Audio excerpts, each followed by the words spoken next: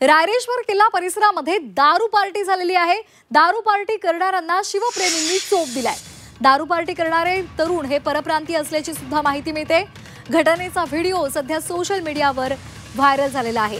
किल्ल्यावर दारू पार्टी झालेली आहे आणि त्यामुळे शिवप्रेमींनी संताप व्यक्त केलेला आहे आणि तसंच या तरुणांना चोप सुद्धा दिलेला आहे। हे तरुण परप्रांतीय असल्याची माहिती मिळते। पुण्याच्या भोरमधल्या रायरेश्वर किल्ला परिसरामधली ही दृश्य आहेत। इथे काही परप्रांतीय तरुण दारू पार्टी करत होते आणि त्यामुळे शिवप्रेमींनी त्यांना चोप दिलेला आहे। ट्रेकिंगसाठी जाणाऱ्या शिवप्रेमींना रस्त्याच्या कडेला मद्यप्राशन करणारे परप्रांतीय युवक दिसले।